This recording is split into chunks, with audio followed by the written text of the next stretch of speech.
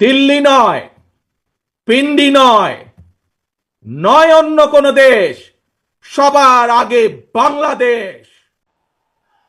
আমার সামনে উপস্থিত ভবিষ্যৎ বাংলাদেশ, বাংলাদেশের ভবিষ্যৎ প্রিয় তরুণ প্রজন্ম,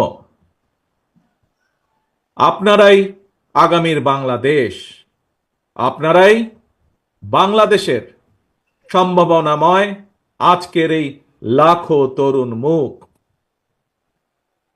আপনারাই বদলে দিতে পারেন আগামীর বাংলাদেশ। এই তারুণ্যই ফ্যাসিবাদ মুক্ত বাংলাদেশে প্রতিষ্ঠা করবে নিজেদের অধিকার। প্রবীণের প্রজ্ঞা, পরামর্শ আর তারুণ্যের শক্তিতেই ইনশাল্লাহ নির্মিত হবে ৭১ থেকে ২৪ পর্যন্ত লাখো শহীদের আকাঙ্ক্ষার সেই প্রত্যাশিত বাংলাদেশ। আজকের এই তারুণ্যের সমাবেশের সভাপতি জনাব আব্দুল মোনায়েন মুন্না, উপস্থিত বাংলাদেশ জাতীয়তাবাদী দলের স্থায়ী কমিটির সম্মানিত সদস্যবৃন্দ, বিএনপির কেন্দ্রীয় এবং অঙ্গ সহযোগী সংগঠনের নেতৃবৃন্দ, এই সমাবেশে উপস্থিত বিভিন্ন শ্রেণী পেশা বিশিষ্টজন, বিশিষ্ট ব্যক্তিবর্গ, সমাবেশে অংশগ্রহণকারী লাখো লাখো মানুষ, আপনারা আমার সালাম গ্রহণ করুন। আসসালামু আলাইকুম। প্রিয় ভাই বোনেরা, নারী কিংবা পুরুষ, তরুণ জনগোষ্ঠী দেশের উন্নয়ন এবং অর্থনীতির প্রাণ শক্তি। তারুণ্যের শক্তি আর নারী শক্তিকে কর্ম পরিকল্পনার বাইরে রেখে কখনোই একটি রাষ্ট্র এগিয়ে যেতে পারে না। এবং তাই তরুণ জনগোষ্ঠীকে প্রাধান্য দিয়ে তরুণ জনগোষ্ঠীর আশা আকাঙ্ক্ষাকে ধারণ করে বিএনপি আগামী দিনের সকল কর্ম পরিকল্পনা গ্রহণ করছে, কাজ করছে, প্রস্তুতি নিচ্ছে। দেশের তরুণ জনগোষ্ঠীর কাছে বিএনপির কর্ম পরিকল্পনা তুলে ধরার লক্ষ্যে আপনারা দেখেছেন গত ১ মাসে সারা দেশের বিভাগীয় শহরগুলোতে তারুণ্যের সমাবেশ অনুষ্ঠিত হয়েছে। একই সাথে যেদিন সমাবেশ অনুষ্ঠিত হয়েছে তার আগের দিন ভিন্ন মত এবং ভিন্ন শ্রেণী পেশার তারুণ্যের প্রতিনিধিদের নিয়ে অনুষ্ঠিত হয়েছে সেমিনার। তারা তাদের মতামত তুলে ধরেছেন কিভাবে এই দেশকে আমরা সামনে এগিয়ে নিয়ে যেতে পারি। আজ তারই অংশ হিসাবে ঢাকা বিভাগের তারুণ্যের সমাবেশ অনুষ্ঠিত হচ্ছে। উপস্থিত সমাবেশ গ্লোবালাইজেশনের এই সময় মানুষের আকাঙ্ক্ষা এখন আর স্বপ্ন দেখার মধ্যে সীমাবদ্ধ নয়। এখন সকলের সামনে সম্ভাবনার সকল দ্বার উন্মুক্ত। এই সম্ভাবনার বাস্তবায়ন ঘটিয়ে বাংলাদেশকে সমৃদ্ধি এবং সাফল্যের দিকে এগিয়ে নিয়ে যেতেই হবে আমাদেরকে। আর কথামালার রাজনীতি নয়, বিএনপির আগামী দিনের রাজনীতি নিরাপদ কর্ম পরিবেশ এবং নতুন কর্মসংস্থান সৃষ্টির রাজনীতি। আর কথামালার রাজনীতি নয়, এখন বাস্তবায়ন আর দৃষ্টান্ত স্থাপনের রাজনীতি। তরুণ প্রজন্মের প্রিয় ভাই বোনেরা, সুজলা সুফলা আমাদের এই প্রিয় মাতৃভূমি বাংলাদেশ অত্যন্ত জনবহুল। তবে আমরা যদি ডেমোগ্রাফিক ডিভিডেন্ড বিবেচনায় নেই, তাহলে আমরা দেখতে পাব দেশের এই বহুল জনসংখ্যাকে যদি জনসম্পদে রূপান্তর করতে পারি, তাহলে এই জনসংখ্যাই হতে পারে দেশের উন্নয়নের সবচেয়ে বড় নিয়ামক। এবং তাই দেশের কর্মক্ষম জনসংখ্যাকে জনসম্পদে রূপান্তর করতে আমরা অগ্রাধিকার নির্ধারণ করেছি কয়েকটি। জনগণের জীবন মানের উন্নয়ন, নারী পুরুষ সবার জন্য নৈতিক মূল্যবোধ কর্মসূচি, কর্মমুখী শিক্ষা ব্যবস্থা গ্রামীণ উন্নয়নে তথ্য প্রযুক্তির সর্বোচ্চ ব্যবহার, ক্ষুদ্র ও কুটির শিল্পের বিকাশ, দক্ষতা বাড়াতে ব্যাপক প্রশিক্ষণ কর্মসূচি চালু, কর্মসংস্থানের সুযোগ সৃষ্টি এবং জনশক্তি রফতানি, এমন কয়েকটি বিষয় অগ্রাধিকার তালিকায় রেখেই একটি জ্ঞান ভিত্তিক উন্নত এবং নিরাপদ মানবিক বাংলাদেশ গঠনের লক্ষ্যে বিএনপি স্বল্প এবং দীর্ঘ মেয়াদী পরিকল্পনা নিয়েছে, যার উপরে আমরা কাজ করছি। প্রিয় ভাই বোনেরা, বাংলাদেশে প্রায় 4 কোটির মতন পরিবার রয়েছে। এই পরিবারগুলোর মধ্য থেকে প্রথম পর্যায়ে কম বেশি 50 লক্ষ গ্রামীণ দরিদ্র পরিবারের জন্য আমরা ফ্যামিলি কার্ড চালুর পরিকল্পনা করছি। মা কিংবা স্ত্রী অর্থাৎ পরিবারের নারী প্রধানের নামে ফ্যামিলি কার্ডটিকে ইস্যু করা হবে। প্রান্তিক এই পরিবারগুলোকে প্রতি মাসে রাষ্ট্রীয়ভাবে আর্থিক কিংবা প্রয়োজনীয় খাদ্য সহায়তা প্রদানের আওতায় আনা হবে।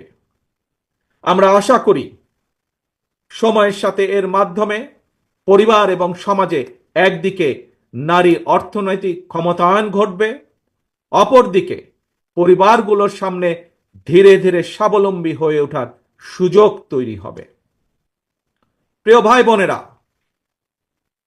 কৃষকদের জন্য ফার্মার্স কার্ড চালু করার আমাদের অন্যতম প্রধান অগ্রাধিকার। একটি নীতিমালার আওতায় কৃষকদের নামে ইস্যু করতে হবে ফার্মার্স কার্ড। এই ফার্মার্স কার্ডে জমির পরিমাণ, দাগ নম্বর সহ প্রয়োজনীয় সব তথ্য থাকবে। কৃষক এবং কৃষি নির্ভর বাংলাদেশে কৃষি খাতে বর্তমানে শ্রমশক্তির পরিমাণ কম বেশি প্রায় 3.5 কোটির মতন। এদের মধ্যে যেমন বর্গাদার চাষি কিংবা ভূমিহীন কৃষক রয়েছেন, তেমনি অনেক কৃষকের নামে নির্দিষ্ট পরিমাণ কিছু জমিও রয়েছে।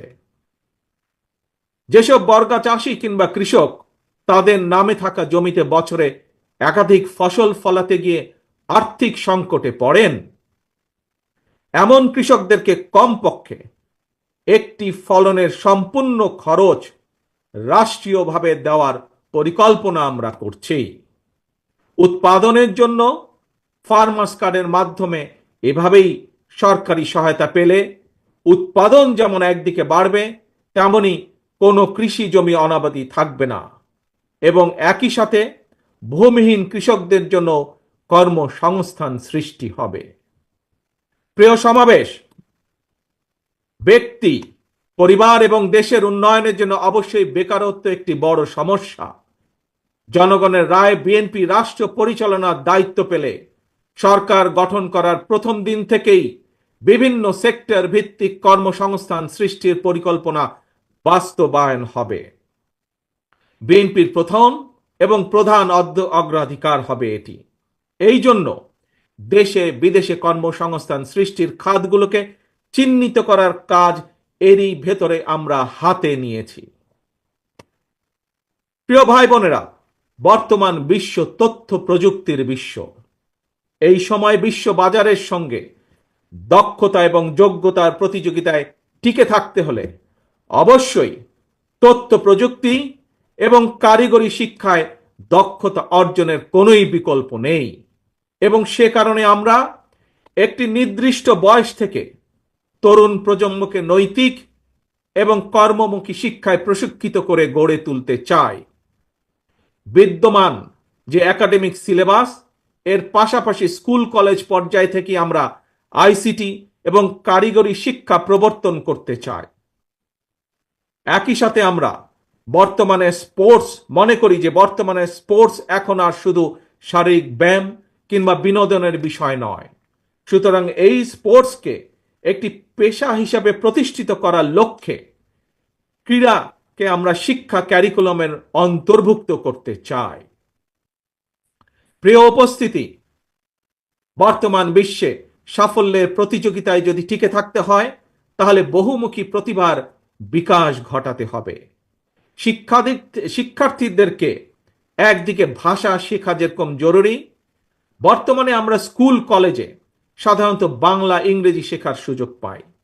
তবে এর পাশাপাশি আমরা যদি আরও কিছু ভাষা যেমন আরবি, ম্যান্ডারিন, জার্মান, ফ্রেঞ্চ সহ এ ধরনের বহুল প্রচলিত একটি তৃতীয় ভাষা এবং যদি সম্ভব হয় তাহলে চতুর্থ ভাষা হিসেবে আরেকটি ভাষা শিখাতে পারি, তাহলে আমি ব্যক্তিগতভাবে বিশ্বাস করি বাংলাদেশের ভবিষ্যৎ সন্তানদের জন্য বিশ্ব বাজার উন্মুক্ত হয়ে পড়বে। একই সাথে প্রিয় উপস্থিতি, আগ্রহী যুবশক্তিকে যুব সম্পদে পরিণত করার জন্য সরকারি উদ্যোগে বিদেশি ভাষার উপরে 3 মাস থেকে 1 বছরের কোর্স আমরা চালু করতে চাই। দেশে যাতে বহু ভাষা শেখা যায় এই জন্য আমরা বহু ভাষা শিক্ষক নিয়োগ করতে চাই, যার মাধ্যমে আমরা বেকার সমস্যারও অথবা কর্মসংস্থানেরও ব্যবস্থা করতে পারব। এর বাইরে সরকারি ব্যবস্থাপনায় আমরা plumbing, electrician, mechanics, dental hygienist কিংবা মেডিকেল টেকনিশিয়ানের মতন স্বল্পমেয়াদী ট্রেনিং কোর্সও করেও দক্ষ জনশক্তি গড়ে তোলার পরিকল্পনাগুলো হাতে নিয়েছি, যা এরই মধ্যে আমরা কাজগুলোকে এগিয়ে নিয়ে যাচ্ছি ধীরে ধীরে। তরুণ প্রজন্মের প্রিয় ভাই বোনেরা, আপনারা সবাই বিশ্বব্যাপী অনলাইন কেনাকাটা সম্পর্কে জানেন। অনলাইন ভিত্তিক জায়ান্ট প্রতিষ্ঠান আমাজন, ইবে কিংবা আলিবাবার মতন বিশ্ববিখ্যাত ই কমার্স প্ল্যাটফর্মের জন্য হাজারো পণ্যের চাহিদা রয়েছে। এইসব প্ল্যাটফর্মের সঙ্গে সংশ্লিষ্ট অনেকের সঙ্গে আমি ব্যক্তিগতভাবে কথা বলেছি। বিশ্ববিখ্যাত এই সকল ই কমার্স প্ল্যাটফর্মের চাহিদা অনুযায়ী আমাদের বাংলাদেশে অনেক পণ্য তৈরির সুযোগ রয়েছে। আমাজনের মতন বৈশ্বিক অনলাইন প্ল্যাটফর্মকে সামনে রেখে আমরা আমাদের দেশে ক্ষুদ্র এবং মাঝারি শিল্পের উৎপাদন বাড়ানোর সুযোগ গ্রহণ করতে পারি, সুযোগ আমরা তৈরি করতে পারি, সুযোগ আমরা নিতে পারি। বিশ্ববিখ্যাত ই কমার্স প্রতিষ্ঠানের চাহিদা মিটিয়ে কিভাবে বিশ্ববাজারে প্রবেশ করা যায়, এর জন্য এরই মধ্যে যারা এক্সপার্ট আছেন তাদের সাথে আমরা আমাদের টিম নিয়ে কাজ শুরু করেছি এরই ভিতরে। প্রিয় ভাই বোনেরা, বাংলাদেশের বহু তরুণ প্রজন্মের সদস্য অনলাইনে কাজ করেন কিংবা করছেন কিংবা করার ইচ্ছে রয়েছে। আপনাদের জন্য কর্মসংস্থান এবং নিরাপদ কর্মপরিবেশ নিশ্চিত করতেও আমাদের উদ্যোগ রয়েছে। আমি জানি শিক্ষিত তরুণ প্রজন্মের সামনে বর্তমানে ফ্রিল্যান্সিং একটি অত্যন্ত আকর্ষণীয় সেক্টর। দেশে এই মুহূর্তে প্রায় 10 লক্ষের মতন ফ্রিল্যান্সার আউটসোর্সিং এর মাধ্যমে $100 কোটি বেশি আয় করতে সক্ষম হচ্ছেন। আউটসোর্সিং এর সঙ্গে যুক্ত বেশ কিছু মানুষের সঙ্গে আমি কথা বলেছি। তারা জানিয়েছেন লেনদেনের জন্য বাংলাদেশে পেপাল, ওয়াইজ বা স্ট্রাইপের মতন আন্তর্জাতিক গেটওয়ে প্রতিষ্ঠান ব্যবহারের সুযোগ না থাকায় তাদের অর্জিত যে অর্থ সেটি দেশে আনা কষ্টকর হয়ে পড়ে। আমি মনে করি সবার আগে এই ধরনের যে সমস্যা, সেই সমস্যার সমাধান করা উচিত। প্রিয় উপস্থিতি, এই বিষয়টি নিয়ে আমি গত 1 দশক ধরে বেশ অনেকবার কথা বলে এসেছি। বিএনপি মনে করে প্রায়োরিটি বেসিসে দেশের IT entrepreneur, e commerce sector এবং ফ্রিল্যান্সারদের সুবিধায় পেপালের মতন আন্তর্জাতিক গেটওয়ে প্রতিষ্ঠান সুবিধা বাস্তবায়ন করা উচিত। বাংলাদেশে পেপাল সুবিধা নিশ্চিত করা গেলে, যার লক্ষ্য আমাদের রয়েছে, তাহলে লক্ষ লক্ষ ফ্রিল্যান্সারদের কাজের সুযোগ বাড়ার পাশাপাশি দেশে রেমিটেন্সের পরিমাণও বাড়বে ইনশাআল্লাহ।